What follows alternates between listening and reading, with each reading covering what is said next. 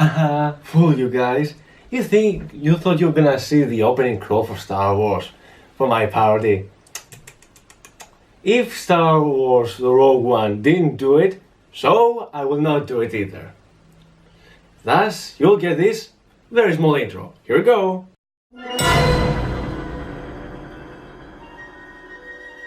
Hi guys, today we're going to review Rogue One, a Star Wars story. Rogue One Star Wars story is the first film in a Star Wars Anthology.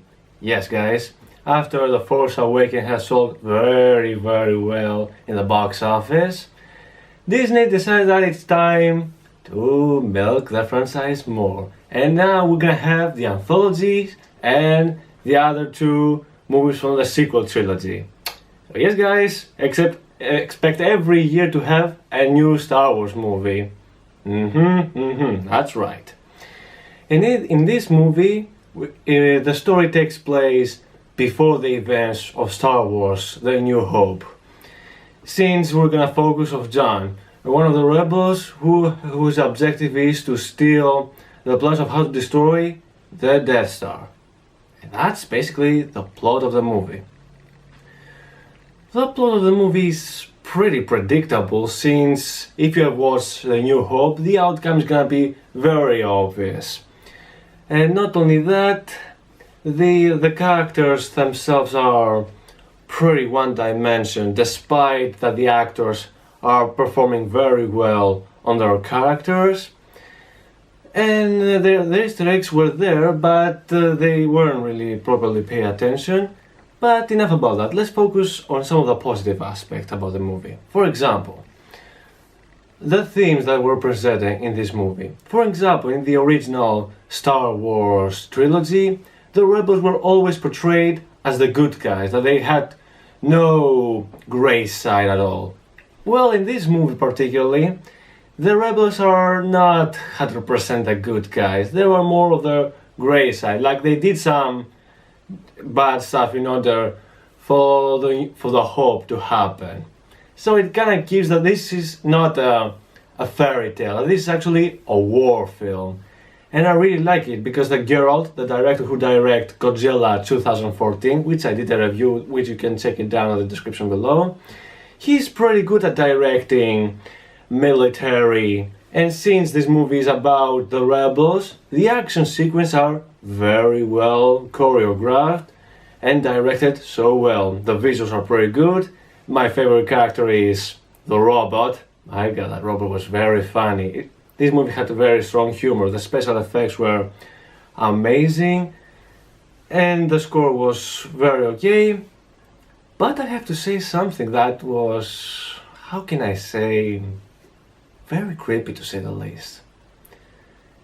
There were some people, particularly one person, who died 20 years ago.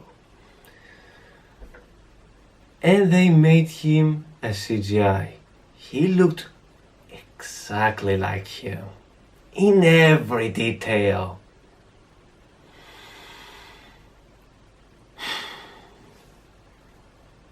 And when you think about it, what Star Wars have introduced us is how maybe Hollywood will take this example and maybe resurrect some older actors, musicians for their upcoming project. And if you think about it, in the future maybe people are gonna be replaced with CGI, and they're always gonna look like that in the original counterpart before they got old.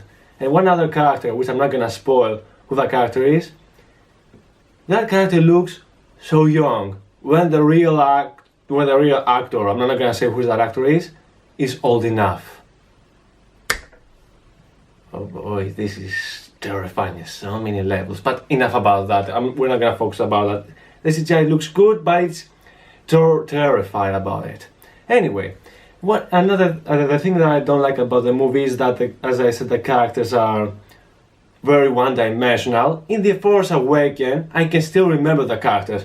Rey, the main protagonist, Finn, the stormtrooper who turned to good. When I left the cinemas, I don't really remember the characters at all, to be honest with you. all of them were pretty forgettable. But at least the ending of the movie was very fitting, considering that if this event happened differently, it would have created a lot of plot holes. It actually kind of explains why the Death Star had a weak spot, which makes sense to say the least. And in some areas it kind of dragged out a bit. I think they should have made it a little bit shorter. Other than that, yeah, the movie is pretty decent, despite that the plot was pretty predictable, that that it was a bit too long, and some scary ideas for CGI actors replacing real actors. Oh my god, I will never get over that idea. That they were so realistic to the point that they can actually replace real actors. Remember that, guys. When in the next 20 years we're gonna see things like that. But enough about that. And the lack of characterization. But if you really want to watch this movie, then yes, I will say you can definitely watch it. So my rating for this movie is 7.5 out of 10. So yes, guys, that's all for today, folks. Make sure to like, subscribe to my channel, and may the beans be with you.